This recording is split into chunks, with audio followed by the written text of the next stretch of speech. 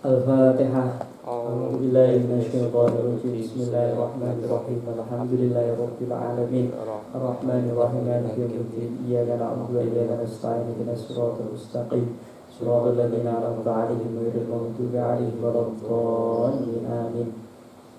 Bismillahirrahmanirrahim. Qala al-mu'allif rahimallahu wa nafa'ana bi ulumihi fid dharain. Amin. Al-haditsut tasi' asyar. Utawi hadis kang kaping 19. Iku an Abil Abbas Abdillah bin Abbas radhiyallahu anhuma. Qala kuntu khalfan Nabi sallallahu alaihi wasallam yauman faqala ya gulam inni u'allimuka kalimat ifadillah yafadhuka ifadillah tajidhu tujahaka idza sa'alta fas'alillah wa idza ista'anta fasta'in billah wa'lam annal ummata law ijtama'at ala ayyan fa'uka bi syai'in lam yanfa'uka illa bi syai'in qad katabahu Allahu laka wa in istama'u ala ayyadhurruka bi syai'in lam yadhurruka illa bi syai'in qad katabahu Allahu 'alaika rufi'atil aqlam wa jafatis suhuf rawahu Tirmidzi wa qala hadisun hasanun shahihun. Utawi hadis kang kaping 19 iku an Abil Abbas iku saking bapake Abbas. Abdillah rupane Abdillah bin Abbas kang dadi anak lanange Abbas. Abbas itu pamannya Kanjeng Nabi. Punya putra namanya Abdullah. Kemudian dikenal dengan sahabat Abdullah bin Abbas. Sahabat Abdullah bin Abbas punya anak namanya Abbas. Jadi Abdullah punya bapak namanya Abbas.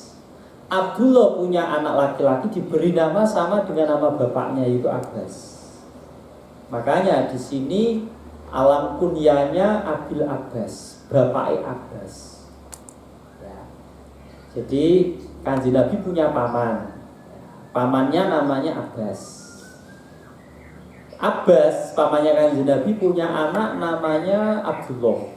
Jadi Abdullah ini keponakannya Kanjeng Nabi. Ya, anaknya pamannya Nabi yang namanya Abbas. Keponakannya Nabi yang namanya Abdullah tadi, yang merupakan anaknya Abbas, Abdullah bin Abbas punya anak laki-laki diberi nama dengan nama Abbas.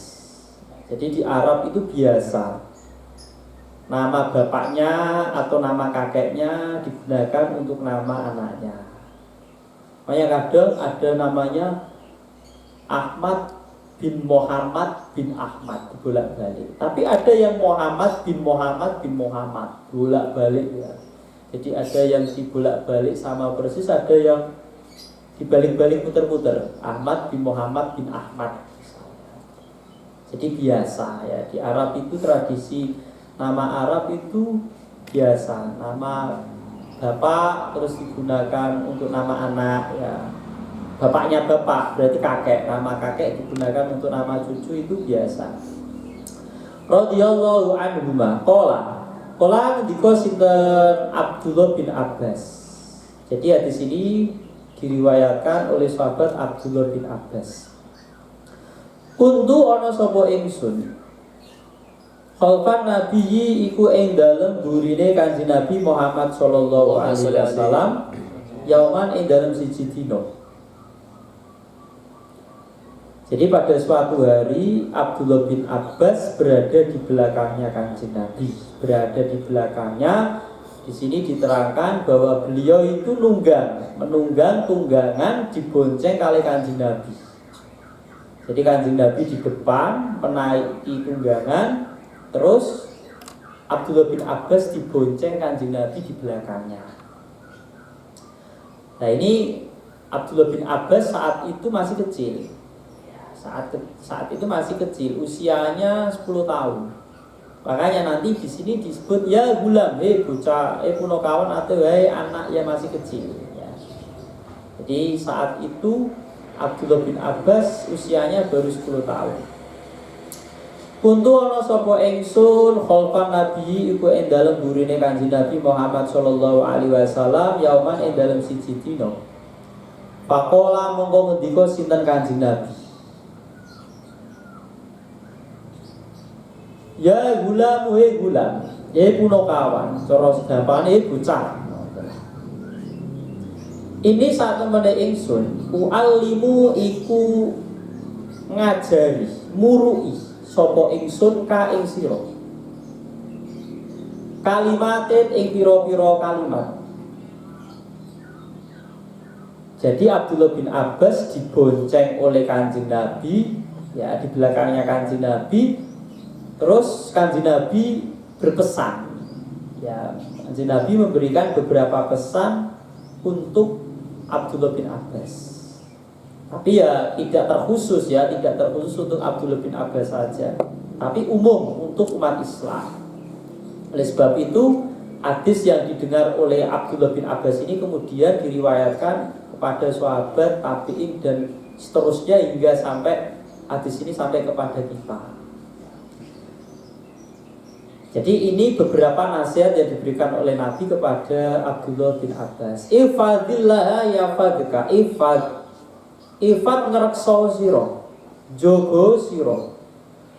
Allah ing Allah. Yafat mongko ngrekso sinten Allah ka ing sira. Jagalah Allah, maksudnya jagalah Allah itu menjaga perintahnya Allah dan menjauhi larangannya Allah. Jadi aturan-aturan yang telah dibuat oleh Allah, yang disampaikan oleh Nabi Muhammad SAW itu jagalah. Yang diperintahkan kerjakanlah, yang dilarang tinggalkanlah. Jika kamu menjaga peraturan Allah, maka Allah akan menjagamu.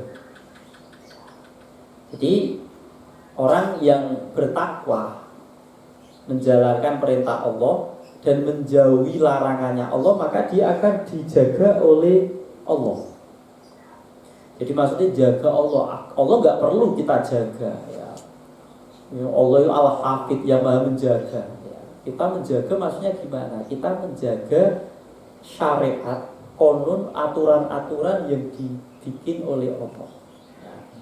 Jadi kalau kita menjaga aturan Allah itu sama saja dengan kita menjaga diri kita.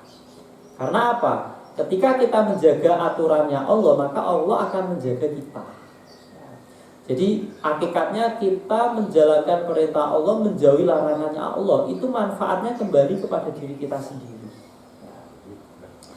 Ifadillah tajidhu tujahaka, ifad ngrekso sira Allah ing Allah. Tajid mongko nemu sapa sira hu ing Allah. Tujahaka ing dalem ngarepe sira. Jadi kalau kalian takwa, ya, sampean melampaui perkara yang diperintahkan oleh Allah dan menjauhi hal-hal yang dilarang oleh Allah, itu posisi kalian sangat dekat dengan Allah.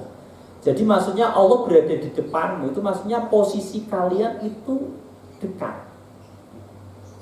Jadi kalau kita ngamal baik, meninggalkan amal buruk, itu sejatinya niat kita itu kan takarrub. Takarrub itu maksudnya mendekatkan diri kepada Allah.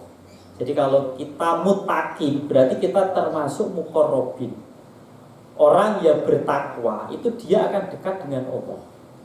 Lah kalau posisinya kita dekat dengan Allah, apa nanti yang menjadi keistimewaan yang diberikan oleh Allah? Ini Ida sa'alta ing dalem nalikane nyuwun sapa sira. Fas'alillah, fas'al mongko nyuwuna sira Allah ing Allah. Jika kalian ingin menginginkan sesuatu, ingin meminta sesuatu, maka mintalah kepada Allah. Lah orang kalau mutakin, dia terus jadi muqarrabin, orang yang dekat dengan Allah, kalau meminta sesuatu kan jadi mudah. Karena apa? Dekat. Sampean analogikan saja. Seseorang itu akan memberikan sesuatu. Yang pertama kali diberikan adalah orang yang berada di dekatnya. Ya, orang yang di dekatnya dikasih dulu. Ya, jadi misal kalian punya Pak D. Pak D kalian habis panen. Ya, hasilnya melimpah ruah. Terus kalian jadi keponakan terdekat. Nanti kalian termasuk orang yang pertama kali diberi. Karena apa? Kalian jadi salah seorang yang terdekat di mata paman kalian, ya, atau di mata Pak D kalian. Jadi orang kalau dekat itu enak, ya, kecipratan lah istilahnya. Ya. Jadi kalau sedang ada rezeki melimpah nanti akan dikasih. Nah, ketika kita ingin menginginkan sesuatu, itu kita disuruh minta kepada Allah. Kenapa? Ya. Karena kalau kita minta kepada makhluk itu rawan kecewa. Jadi orang kalau punya pengharapan ke manusia itu kan rawan kecewa. Jadi sampean toma arep-arep, wah muga-muga aku diwehi tanggaku, tanggaku lagi oleh rezeki akeh iki, muga-muga aku kecipratan. Ditunggu-tunggu ternyata nggak dapat, kecewa. Ya. Mintalah kepada Allah. Kalau kita meminta kepada Allah, nanti Allah akan memberikan kepada kita entah melalui perantara siapapun. Ada malah melalui perantara yang tidak kita duga. Makanya ada istilah rizki min haitsu la yahtasib. Rizki yang tidak kita sangka-sangka. Tiba-tiba ada orang tidak dikenal terus ngasih sesuatu. Ya. Kita kan nggak menyangka, kita nggak berharap, tapi kita dapat sesuatu. Makanya mintalah kepada Allah, maka Allah akan memberi. Jadi kalau ingin sesuatu, jaluke karo Gusti Allah. Jaruk karo menungso niku rawan kecewa. Wa idas ta'anta lan ing dalem nalikane jaluk tulung sapa sira.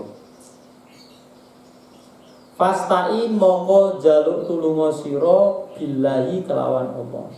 Jadi kalau ingin meminta pertolongan, mintalah pertolongan kepada Allah. Jadi nek jaluk pitulungan wong menungso kadang ora ditulungi. Tapi nek awake dhewe tenanan tawakal jaluk tulung kepada Allah, nanti Allah akan memberikan pertolongan. Entah apakah langsung atau lewat perantara orang lain, itu kersane Allah. Makanya ini surat yang kita baca setiap sholat Fatihah kan ada iyyaka na'budu wa iyyaka nasta'in. Nasta'in itu meminta pertolongan. Jadi wa iyyaka lan namun ing Allah nasta'in nyuwun pitulung sapa kita. Iyyaka namun ing Allah nak butuh nyembah sapa kita. Wa iyyaka lan namun ing Allah. Namun maksudnya hanya. Jadi hanya kepada Allah kami menyembah dan hanya kepada Allah kami meminta pertolongan. Jadi nek butuh apa-apa jaluk tulung karo Gusti Allah. Wa'lam lan ngertiyo sira annal ummata ing sak temene umat. Umat itu maksudnya wong akeh. Lawit stamaat lamun dadi kumpul sapa umat. Ala ayyan fa'u. Ing atase yen to paring manfaat sapa umat. Ka ing sira bisain kelawan suwiji-wiji lam yanfa'u mongko ora manfaati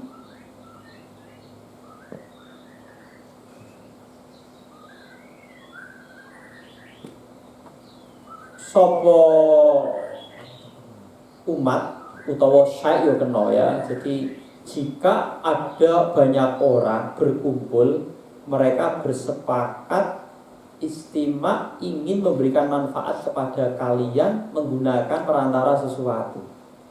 Lam yanfa'u maka sesuatu tadi tidak akan bisa bermanfaat. Ka ing sira. Jadi misal lam yanfa'u mongko ora manfaati opo umat yo bisa ya. Lam yanfa'u mongko ora manfaati opo syai' yo bisa juga ya. Karena perantara yang digunakan oleh umat tadi syai' ya. Ila bisain kejaba kelawan suwiji-wiji. Qad kataba kang teman-teman wis nulis. Wis nulis itu maksudnya wis nakdir. Ya. Qad kataba kang teman-teman wis nulis, wis nakdir hu ing syai Allahu sinten Allah laka maring sira. Laka manfaat maring sira. Maksudnya ngeten. Jika ada banyak orang, mereka ijtima sepakat ingin membantu kalian menggunakan sesuatu. Ya. Jadi menggunakan sesuatu yang sesuatu ini bisa bermanfaat untuk kalian. Sesuatu ini tidak akan mungkin bisa bermanfaat jika Allah sudah menakdir bahwa sesuatu ini tidak akan bermanfaat. Maksudnya ngeten. Nek ana wong akeh pengen nulungi sampean, pertolongan dia itu sia-sia kalau Allah sudah menakdirkan bahwa pertolongan tadi tidak akan memberikan efek baik untuk kalian. Paham yo? Gampangane ngeten. Yo, gampangane, cara gampangane ngeten. Sampeyan lagi susah. Ya. Sampeyan lagi susah terus ngeleh kelaparan. Terus ana wong arep ngeki sampeyan makanan. Iki nek Gusti Allah ora nakdir, makanan ini yang nanti bisa menghilangkan rasa lapar kalian. Makanan ini enggak akan mungkin bisa menghilangkan lapar kalian. Nah, ya. Jadi diwehi panganan, dilala arep dipangan jeblok. Mbok dilala arep dipangan diserobot manuk misalnya. Ya ora arti karena memang Allah sudah menakdirkan makanan ini tidak akan memberikan manfaat ke kalian. Jadi upaya manusia itu masih kalah dengan sesuatu yang sudah ditakdirkan oleh Gusti Allah. Maksudnya ngoten. Ya. Jadi yang bisa memberikan efek adalah sesuatu yang memang dikehendaki oleh Allah. Wa ini istama'u lan lamun padha kumpul sapa umat. Ala ayyadur ing atase yen to padha melarati sapa umat ka ing sira bisain kelawan suwiji-wiji lam yadur mongko ora bakal melarati apa umat ya umat utawa syekh terserah ya ka ing sira ila bisain kejaba kelawan suwiji-wiji. Qad kataba kang temen-temen wis negdir hu ing syai Allahu sinten Allah alaika melarat ing atase sira. Semono uga nek ana wong akeh. Ana wong akeh sepakat sekongkol pengin membahayakan diri kalian. Misal ya, ana wong jaduk. Dikeroyok wong 100, dikeroyok wong 100. Lho wong iki ora bakal mati. Nek Gusti Allah meskipun ngeroyoke nganggo pedang, nganggo tembak, nganggo senjata tajam ini tidak akan memberikan efek negatif. Maksudnya itu sampai membunuh. Jika Allah tidak menghendaki dia mati dengan alat-alat tadi. Ya. Kayak cara biyen ono ya kan, ono ilmu jadukan misal apa kae? Wong duwe ilmu napa niku sing dipateni niku ora bakal mati kecuali ojo sampai darahe netes ning lemah iku apa jenenge? Rawa rontek misal. Dipateni koyo apa nganggo alat koyo apa ora mati-mati. Boleh mati ini ojo sampai darai atau badannya netes ke tanah, lagi mati.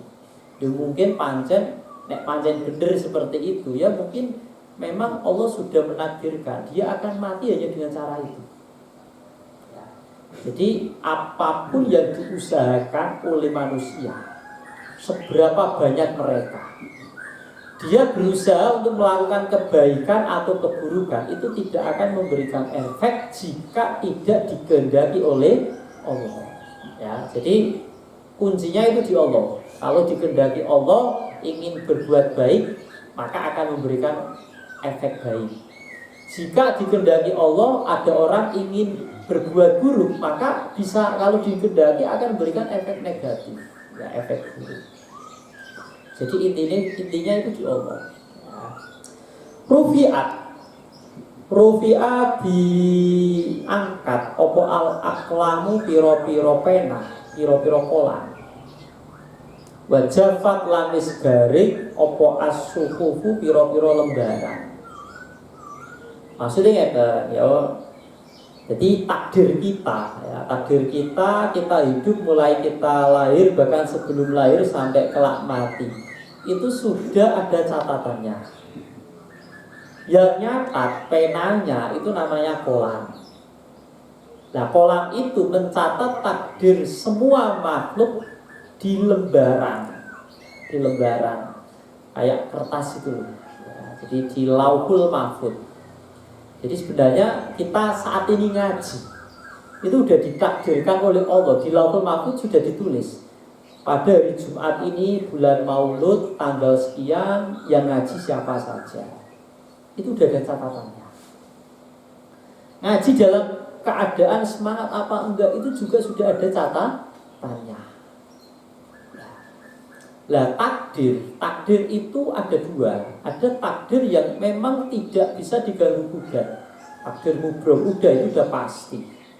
Ya, kayak mati itu ya nek wayahe mati, kita nggak bisa mempercepat, kita tidak bisa memperlambat. Lah itu kok ana wong mati bunuh diri berarti kan dia mempercepat kematiannya, enggak. Pada hakikatnya dia sudah ditakdir nyawanya hanya sampai segitu.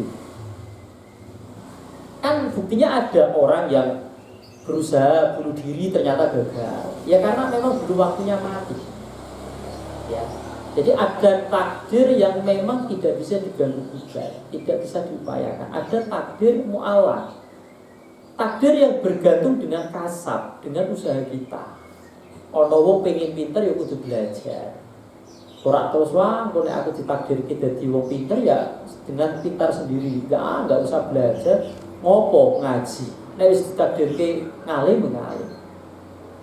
Ya. Ngopo kerja ya kan, kok nek wayahe mangan yo nanti ada rezeki yang datang sendiri. Buktinya itu ada cerita-cerita wali-wali yang dia tanpa kerja rezeki datang sendiri. Lah itu beda. Orang itu babakan rezeki itu ada yang makamnya makam tawakal, ada yang ikhtiar. Kalau kita makamnya baru ikhtiar ya makamnya ikhtiar ya kita harus kerja. Jadi makanya Allah tidak akan merubah nasib suatu kaum kecuali kaum itu berusaha merubah nasibnya ia sendiri. Jadi ya kudu ono kasab itu usaha. Pengen ngalim yo belajar. Turu tok ya. Turu tok terus kepengin mimpi ketemu mu'alifi ya, terus tangi-tangi ngalim. Wah, penak temen uripe ya. Pusing nyetir Gusti Allah disetir ya. Jadi sampean pengen ngono, Gusti Allah pengen ora ngono yo ora bakal terjadi. Makanya nek cara ngendikane Mbah ana urid wa anta turid wallahu yaf'alu ma yurid. Anak urid, saya punya keinginan sesuatu. Wa anta turid, dan kalian juga punya keinginan sesuatu. Wallahu yaf'alu ma yurid. Tapi Allah punya keinginan tersendiri. Jadi sampean bisa ngomong ya, rebutan ya, pengen ngelamar wong wedok. Sampean pengen, kancane pengen. Loh, Allah itu punya keinginan sendiri. Ternyata sampean kalau ngono ngelamar ditolak. Ternyata yang diterima orang lain. Ya karena memang Allah menghendaki demikian ya. Ana urid wa anta turid wallahu yaf'alu ma yurid. Jadi sampai enggak usah terlalu mengeluh ya. Aku pengen gini kok enggak pernah terkabul ya karena memang Allah belum mengabulkan.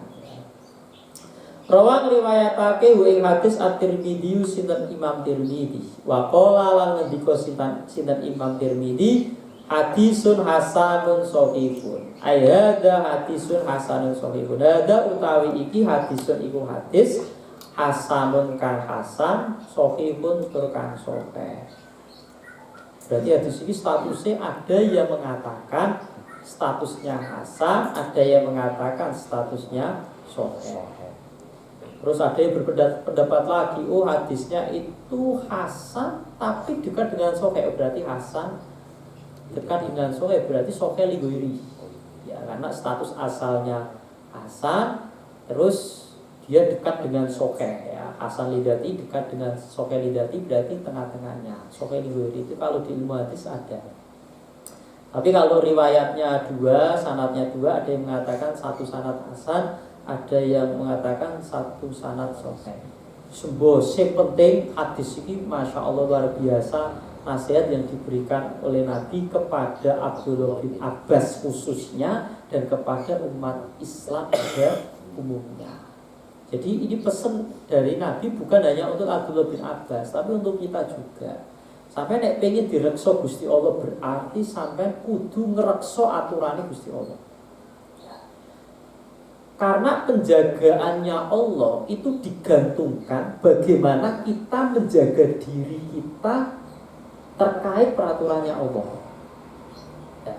Jadi sampai jangan punya harapan, saya pengen diri saya dijaga oleh Allah, tapi kalian nggak pernah menjaga aturan Allah.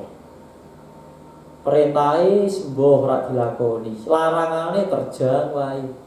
Tapi kepengine direksa karo Gusti Allah. Piye carane yo? Gampangane wis timbal balik. Nek pengen dijogo Allah yo kudu njogo peraturane Gusti Allah. Wa fi riwayatin lan iku ing dalem riwayat Ghairi Tirmidzi liyane riwayat Imam Tirmidzi. Jadi ada riwayat lain redaksinya beda, tapi intinya sama ya. Intinya sama tapi menggunakan redaksi hadis yang berbeda. Utawi riwayat ifadillah tajidhu amamaka. Nek mau kan ifadillah tajidhu tujahaka ya. Jadi redaksinya berbeda. Ifat ngerekso sira Allah ing Allah. Tajid mongko nemu sapa sira hu ing Allah amamaka ing dalem ngarepe sira.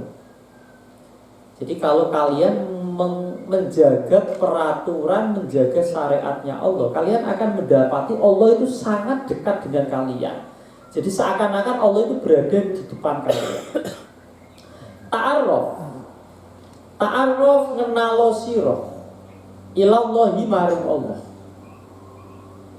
Firrokhoi ing dalem mongso kepenak. Jadi sampean nek dalam kondisi sedang enak, cara sampean saiki perasaane, keadaane lagi kepenak, iku usahakan kalian itu mengingat Allah. Usahakan kalian mengingat Allah. Ya'rif mongko kenal sinten Allah ka ing sira fisidati ing dalem mongso ora kepenak, mongso susah, mongso abot.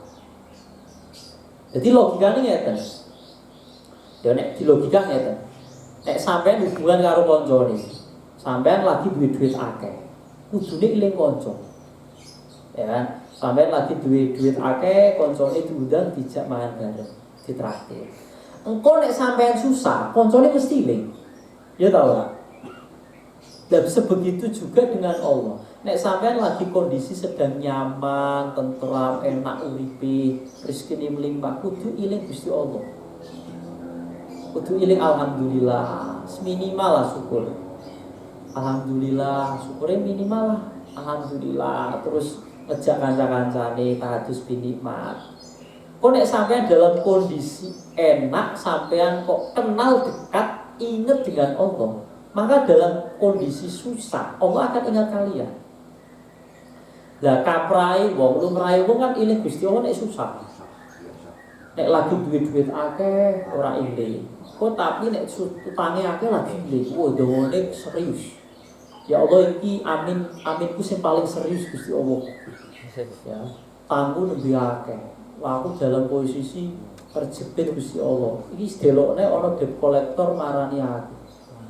Ya Allah, boh, kula kepengin itu rezeki boh teko di dalan. Nek lagi susah, ini Gusti Allah is koyo wong paling cedhak Gusti Allah. Tapi nek lagi kepenak, yo wis lalai. Ora iling yo lagi penak. Oleh rezeki, iki rezeki hasil kerja kerasku. Ngopo dadak zakat barang? Wong iki hasil kerja keras saya sendiri, tanpa sangkut paut orang lain. Kenapa saya harus berbagi kepada orang lain? lagi kepenak kok iling Gusti Allah, lagi ora kepenak diiling-iling Gusti Allah. Jadi ini apa ya? Ini gampangannya itu ya kayak timbal balik. Ya feedback. Ya. Jadi kalau kalian memberi, kalian akan menerima. Ya. Wa'lam lan ngertiyo sira annama ing sak temene perkara. Aktoa kang luputake apa ma ka ing sira. Lam yakun iku ora ana apa ma liusiba yektine bakal mekenani apa ma ka ing sira.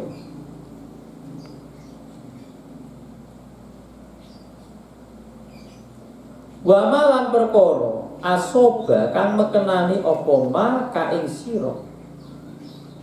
Lam yakun wa ma utai perkara asoba kang mekenani apa ma ka ing sira. Lam yakun iku ora ana apa ma liyuktia yektine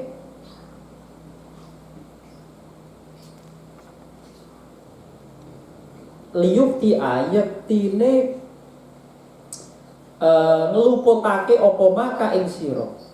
Maksudnya ngeten. Sesuatu yang mencoba jadi ngene yo. Perkara ya kan.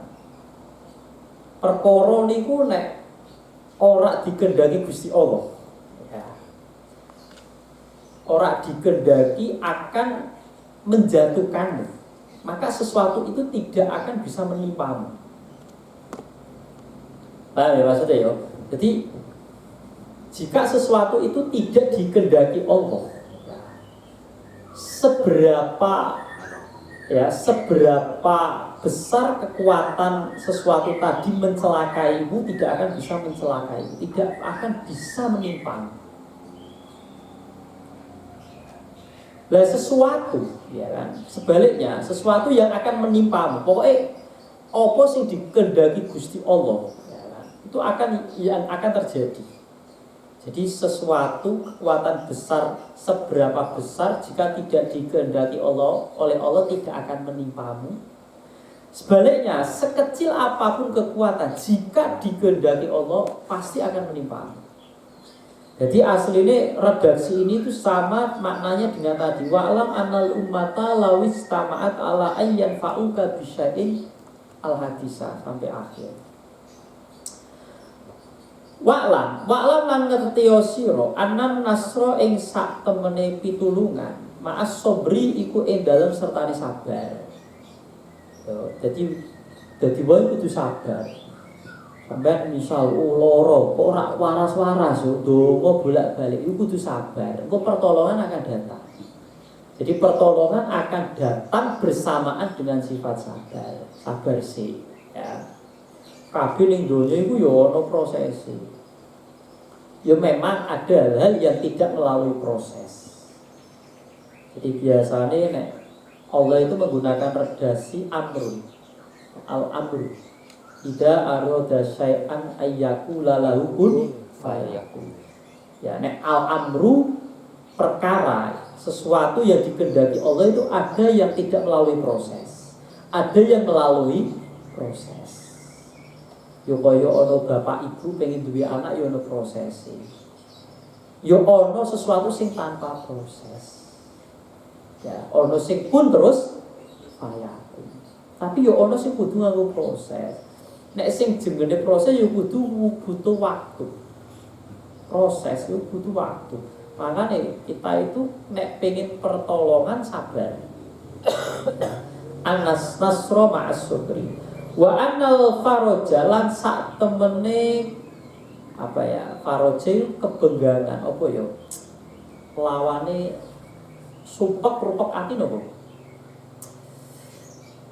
Hati merasa lapang. Ya, furja ya. Wa anal faraja lan sak tamene kelapangan ma'al karbi iku ing dalem sertane kerupekan. Nek ana rupek mesti ana lapang. Ya. Wong iku ora terus sumpek wae, tetep ana bahagiane. Wa anna ma'al usri lan sak temene iku tetep ing dalem sertane kesulitan apa yusron kegampangan. Ono aneh, ono sulit yo ono gampang. Malah janjine Gusti Allah inna ma'al usri yusra. Fa inna ma'al usri yusra, inna ma'al usri yusra. Di balik satu kesulitan pasti ada dua kelapangan. Nek ono siji problem, ono masalah, solusinya ono loro. Ya. Jadi Allah memberi jalan keluar dua untuk satu masalah. Jadi kenapa kok dibolak-balik ya? Fa inna ma'al usri yusra, inna ma'al usri yusra. Jadi al-usr sama yusra. Al-usr diulangi dua kali. Nek cara nonton kaidah niku nek ono isim makrifat diulangi dua kali. Itu hakikatnya dia hanya satu. Jadi kesulitan yang pertama dengan kesulitan yang kedua itu sama, satu hakikatnya. Tapi nek ono isim nakiro diulangi dua kali, yusron dua kali. Nek isim nakiro diulangi dua kali, berarti satu dengan yang kedua itu berbeda. Makanya bisa disimpulkan ketika ada satu masalah berarti solusinya ada dua. Makanya orang kena ngeluh. Wong kok juga gampang nopo ngeluh. Kudune sing optimis. Husnudon ya. Ojo sampai walatai asu ya. Jangan sampai berputus asa. Pomene teko rahmati Gusti Allah. Wallahu a'lam bishawab.